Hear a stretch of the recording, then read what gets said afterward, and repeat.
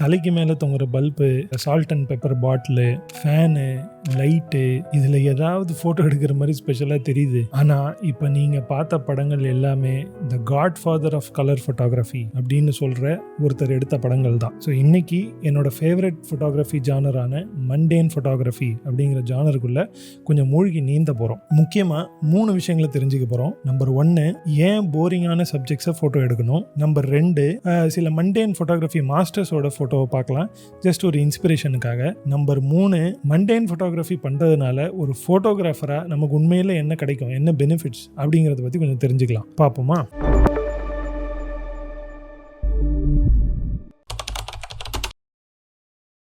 Mundane அப்படின்னாலே உங்களுக்கு தெரிஞ்சிருக்கும், நம்ம டெய்லி பார்க்குற விஷயங்கள், நம்ம தினசரி பார்த்து போர் அடிக்கிற விஷயங்கள், இல்லைனா அதில் ஒன்றும் ஸ்பெஷலாக இல்லை அப்படின்னு நம்ம நினைக்கிற விஷயங்கள். சரி, பட் ஒரு ஃபோட்டோகிராஃபராக இதெல்லாம் நான் ஏன் ஃபோட்டோ எடுக்கணும்? மண்டேனான விஷயங்களை நம்ம ஷூட் பண்ணும்போது நம்ம தினசரி வாழ்க்கையில் இருக்கிற சின்ன சின்ன விஷயங்களை நெருக்கமாக போய் பார்க்குற அந்த பார்வை நமக்கு கிடைக்குது. சொல்லப்போனால் இந்த சாதாரண விஷயங்கள் தான் நம்ம வாழ்க்கையை அப்படியே ரிஃப்ளெக்ட் பண்ணுது. கிட்டத்தட்ட நம்ம வாழ்க்கையோட ஒரு டாக்குமெண்டேஷன் மாதிரி. உங்கள் வீட்டில் ஒரு ஜன்னலாக இருக்கலாம், இல்லைன்னா நீங்கள் மொட்டை மாடிக்கு போகிற அந்த படிகளாக இருக்கலாம், இல்லை மொட்டை மாடியாக இருக்கலாம், மொட்டை மாடியில் மேலே உட்கார்ற அந்த காக்காவாக இருக்கலாம், அந்த காக்காவுக்கும் உங்கள் அம்மா வைக்கிற சாப்பாடாக இருக்கலாம், உங்கள் செருப்பாக கூட இருக்கலாம். இது சின்னது முக்கியம் இல்லை அப்படின்னு நம்ம தவற விடுற விஷயங்களை க்ளோஸாக அப்சர்வ் பண்ணக்கூடிய அந்த பழக்கத்தை ஒரு ஃபோட்டோகிராஃபராக நம்ம டெவலப் பண்ணிக்கணும் அப்படிங்கிறது நான் ரொம்ப முக்கியமான ஒரு விஷயமா நினைக்கிறேன். நமக்கு பரிச்சயமான இந்த சின்ன சின்ன விஷயங்களை ஃபோட்டோ எடுக்கும்போது நமக்குள்ளே ஒரு விஷுவல் அவேர்னஸ் டெவலப் ஆகுது. ரொம்ப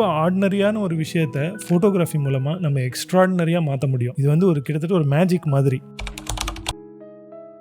ரொம்ப சாதாரணமான விஷயங்களை ஃபோட்டோ எடுத்து பேர் வாங்கின பல ஃபோட்டோகிராஃபர்ஸ் இருக்காங்க. முக்கியமாக William Eggleston, the godfather of colour photography, என்னோட பெரிய இன்ஸ்பிரேஷன், என்னோட குருவே அவர் தான் சொல்லலாம். ரொம்ப சாதாரண விஷயங்களை ஃபோட்டோ எடுத்திருப்பாரு. Petrol pump, parking lots, streets, tomato sauce bottle, cycle, அப்படி அது இதுன்னு ஃபோட்டோ எடுத்து அசத்தினவர். அவர்கிட்ட பல பேர் கேட்டாங்க, இன்னே நீ சும்மா கேமரா தூக்கிட்டு போய் சாப்பிட போன இடத்துல டேபிளில் எதையோ ஃபோட்டோ எடுத்திருக்க, இதெல்லாம் ஃபோட்டோகிராஃபியாயா அப்படின்னு கேட்டதுக்கு அவர் ஒரு பதில் சொன்னார். எனக்கு ஃபோட்டோகிராஃபி ஒரு டெமோக்ராட்டிக்கான விஷயம்.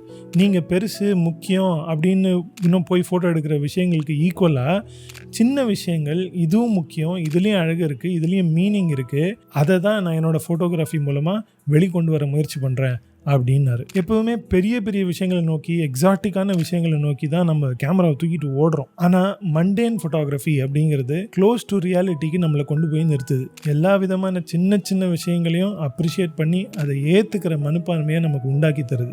மண்டேன் ஃபோட்டோகிராஃபியில் ஒன்று மேலே ஒன்று கீழே அப்படின்னு கிடையாது. இங்கே எல்லாமே ஈக்குவல் தான். Anything is important, everything is important, anything is beautiful, everything is beautiful. ஏன்னா அழகுன்றது நம்ம பார்க்குற பார்வையில் தானே இருக்குது. ஒரு சின்ன சப்ஜெக்ட் ஒரு சின்ன ஹைக்கூ கவிதை மாதிரி ஓப்பன் அப் ஆகும். இத்தனை நாளாக நம்ம அந்த பொருளை அப்படி பார்த்துருக்கவே மாட்டோம். அப்படியே பார்த்துருந்தாலும் அதை ஃபோட்டோ எடுக்கணும்னு தோணியிருக்காது. அதுக்கப்புறம் ஸ்டீஃபன் ஷோர் அப்படிங்கிற ஒரு photographer, to see something ordinary, something you would see every day and recognize it as a photographic possibility, that's what I'm interested in அப்படின்னு சொன்னார். என்னோட கோல் ட்ரூத்ஃபுல் அப்சர்வேஷன் தான். நான் பார்க்குறதும் ஃபோட்டோகிராஃபி எடுக்கிறதும் தனித்தனி செயல் கிடையாது.